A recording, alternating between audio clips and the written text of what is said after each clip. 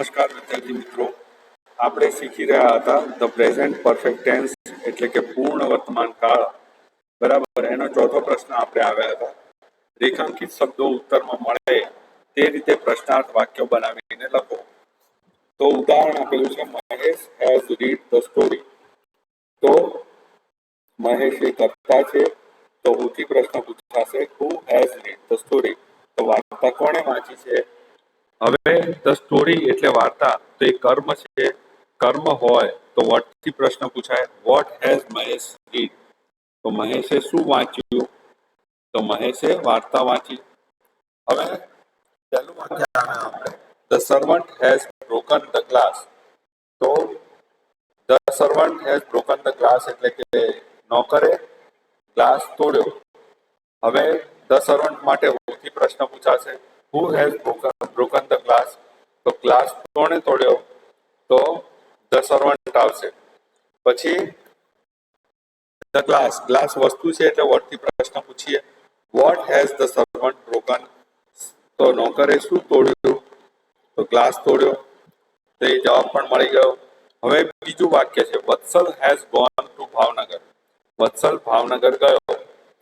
તો હુ, વત્સલ છે એટલે નામ છે, કરતા છે, તો હુથી પ્રશ્ન પૂછીએ, who has gone to Bhavnagar. તો ભાવનગર કોણ ગયું? તો વત્સલ.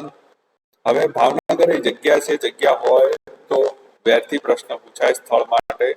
તો વેર હેઝ વત્સલ ગોન. વત્સલ ક્યાં ગયો? તો ભાવનગર ગયો છે. પછી Nilay has forgotten his book at home. તો નિલય તેની ચોપડી ઘરે ભૂલી ગયો છે. તો નિલય એ કરતા છે એટલે હુથી પ્રશ્ન પૂછીશું, who has forgotten his book at home. તો કોણ તેની ચોપડી ઘરે ભૂલી ગયું છે? તો નિલય. હવે હિઝ બુક એટલે કર્મ છે, વોટ થી પ્રશ્ન પૂછાય, what has Nilay forgotten at home. તો નિલય ઘરે શું ભૂલી ગયો છે? તો હિઝ બુક તેની ચોપડી, એટ હોમ જગ્યા છે એટલે વેર થી પ્રશ્ન પૂછાય, where has Nilay forgotten his book. Nilay તેની ચોપડી ક્યાં ભૂલી ગયો છે? તો ઘરે. તો એટ હોમ જવાબ આવશે. હવે ચોથું વાક્ય છે, Sanjay has thrown the stone at the dog. તો સંજયે કૂતરા તરફ પથ્થરો ફેંક્યો. બરાબર. તો સંજય વ્યક્તિ છે, તો હુથી પ્રશ્ન પૂછાય, who has thrown the stone at the dog. તો કૂતરા તરફ પથ્થરો કોણે ફેંક્યો? તો સંજય જવાબ આવશે. હવે પથ્થરો એ વસ્તુ છે, તો આપણે વસ્તુ હોય તો વોટ થી પ્રશ્ન પૂછીએ, what has Sanjay thrown at the dog. તો સંજયે કૂતરા તરફ શું ફેંક્યું? તો આપણે જાણીએ છીએ પથ્થરો ફેંક્યો. હવે પાંચમું વાક્ય છે, the children have gone to school. તો બાળકો એ શાળાએ ગયા છે.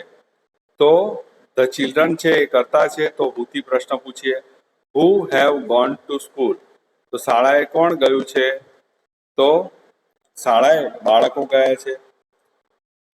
હવે ટુ સ્કૂલ એ સ્થળ છે, જગ્યા છે, તો આપણે વેર થી પ્રશ્ન પૂછીએ, વેર હેવ ધ ચિલ્ડ્રન ગોન. તો બાળકો ક્યાં ગયા છે? તો ટુ સ્કૂલ શાળાએ ગયા છે. હવે છઠ્ઠું વાક્ય છે, mother has backed a cake in the morning. તો માતાએ સવારના એક કેક બનાવી. તો મધર એટલે કરતા છે, કરતા હોય તો હુથી પ્રશ્ન પૂછાય, who has backed a cake in the morning. તો સવારના કેક કોણે બનાવી છે? તો મધરે. પછી કેક વસ્તુ છે. હવે વસ્તુ હોય તો વોટ થી પ્રશ્ન પૂછાય, what has mother baked in the morning. તો સવારના મમ્મીએ શું બનાવ્યું છે? તો અ કેક. હવે ઇન ધ મોર્નિંગ સમય છે એટલે વેન થી પ્રશ્ન પૂછાય, when has mother baked a cake. તો માતાએ કેક ક્યારે બનાવી છે? તો સવારના. હવે સાતમું વાક્ય છે, સંધ્યા હેઝ સંગ the song in the party. સંધ્યાએ પાર્ટીમાં એક ગીત ગાયો. તો સંધ્યા નામ છે એટલે હુથી પ્રશ્ન પૂછાય, હુ હેઝ સંગ the song in the party. તો પાર્ટીમાં કોણે ગીત ગાયું છે? પછી ધ સોંગ તો એ કર્મ છે, તો વોટ થી પ્રશ્ન પૂછાય, વોટ હેઝ સંધ્યા સંગ ઇન ધ પાર્ટી. તો પાર્ટીમાં સંધ્યાએ શું ગાયું? તો એક ગીત. પછી ઇન ધ પાર્ટી એટલે ચોક્કસ સ્થળ છે, તો વેર થી પ્રશ્ન પૂછાય, વેર હેઝ સંધ્યા સંગ ધ સોંગ. સંધ્યાએ ક્યાં ગીત ગાયું છે? તો પાર્ટીમાં. આઠમું વાક્ય છે, the gardener has put the flowers in a vase. તો માળીએ બધા ફૂલો એ ફૂલદાનીમાં મૂક્યા છે અથવા વાસમાં મૂક્યા છે. તો ધ ગાર્ડનર કરતા છે એટલે હુંથી પ્રશ્ન પૂછીશું, who has put the flowers in a vase. કોણે વાસમાં ફૂલો મૂક્યા છે? તો ધ ગાર્ડનર માળીએ. હવે ધ ફ્લાવર્સ એટલે ફૂલો, ફૂલો વસ્તુ છે એટલે વોટથી પ્રશ્ન પૂછાય, what has the gardener put in the vase. તો માળીએ વાસમાં કે ફૂલદાનીમાં શું મૂક્યું છે? તો ફૂલો. પછી ઇન અ વાસ ચોક્કસ જગ્યાએ મૂક્યા છે ફૂલો, તો વેરથી પ્રશ્ન પૂછાશે, where has the gardener put the flowers. તો માળીએ ફૂલો ક્યાં મૂક્યા છે? તો in the vase. In a vase એટલે કે ફૂલદાનીમાં. નવમું વાક્ય છે, they have written a letter last week. તેઓએ છેલ્લા અઠવાડિયે એક પત્ર લખ્યો. તો ધે છે એટલે હુથી પ્રશ્ન પૂછીએ, કર્તાનું સ્થાન છે, હુથી પ્રશ્ન પૂછાય, who have written a letter last week. તો છેલ્લા અઠવાડિયે કોણે પત્ર લખ્યો છે? પછી અ લેટર, તો what have they written last week. તો લેટર એ વસ્તુ છે, નિર્જીવ વસ્તુ છે, વોટથી પ્રશ્ન પૂછાય, what have they written last week. તેમને છેલ્લા અઠવાડિયે શું લખ્યું છે? તો અ લેટર, પત્ર. લાસ્ટ વીક એટલે છેલ્લું અઠવાડિયું, તો વીતેલો સમય છે એટલે સમય માટે વેનથી પ્રશ્નથી પૂછાય, when have they written a letter. તેમણે પત્ર ક્યારે લખ્યો છે? તો ગયા અઠવાડિયે. દસમું છે, Deepak has lost his pen. દીપકે તેની પેન ખોઈ નાખી છે. તો who has lost his pen. Deepak કરતા છે એટલે હુથી પ્રશ્ન પૂછ્યો છે. તો પેન કોણે ખોઈ છે? દીપકે. પછી હિઝ પેન, તો પેન એ વસ્તુ છે એટલે વોટથી પ્રશ્ન પૂછાય, વોટ હેઝ દીપક લોસ્ટ. દીપકે શું ખોયું છે? તો હિઝ પેન, તેની પેન ખોઈ છે. હવે 11મું વાક્ય છે, બહુ લાંબુ છે પણ આપણે સરસ રીતે સમજીશું. Saumil and Sanket have arrange the books in the cupboard in the morning. તો સૌમિલ અને સંકેત બે વ્યક્તિ છે એટલે હુથી પ્રશ્ન પૂછીશું, who have arrange the books in the cupboard in the morning.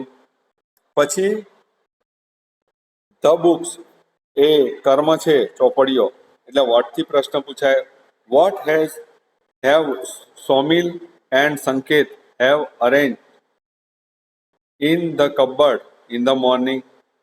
પછી ઇન ધ કબર્ડ જગ્યા છે એટલે વેરથી પ્રશ્ન પૂછાય, where have Saumil and Sanket arrange the books in the morning. તો સવારે સૌમિલ અને સંકેતે ચોપડીઓ ક્યાં ગોઠવી છે? તો કબાટમાં. હવે ઇન ધ મોર્નિંગ છે એટલે સમય સૂચવે એટલે વેનથી પ્રશ્ન પૂછાય, when have Saumil and Sanket arrange the books in the cupboard. તો સૌમિલ અને સંકેતે ચોપડીઓ કબાટમાં ક્યારે ગોઠવી છે? તો ઇન ધ મોર્નિંગ, સવારના ગોઠવી છે. પછી 12મો 12મું છે વાક્ય. 12મા વાક્યમાં છે the driver has park the car near the gate in the evening. તો ડ્રાઈવરે દરવાજાની કાર સાંજે પાર્ક કરી છે અથવા ગોઠવી છે. તો who has park the car near the gate in the evening. તો કોણે ગાડી દરવાજા નજીક સાંજે ગોઠવી છે? તો ધ ડ્રાઈવર આવશે. પછી વોટ હેઝ ધ કાર છે એટલે વોટ થી પ્રશ્ન પૂછાશે, વસ્તુ છે. What has the driver park near the gate in the evening. તો સાંજે ડ્રાઈવરે દરવાજાની નજીક શું પાર્ક કર્યું? તો ધ કાર. હવે નિયર ધ ગેટ જગ્યા છે એટલે વેરથી પ્રશ્ન પૂછાશે. Where has the driver park the car in the evening. તો ડ્રાઈવરે ગાડી સાંજે ક્યાં પાર્ક કરી? તો નિયર ધ ગેટ. હવે વેનથી પ્રશ્ન પૂછાશે કારણ કે ઇન ધ ઇવનિંગ સમય છે. સમય હોય તો વેનથી પ્રશ્ન પૂછવો પડે. When has the driver park the car near the gate. તો દરવાજા નજીક ગાડી ડ્રાઈવરે ક્યારે પાર્ક કરી? તો સાંજે.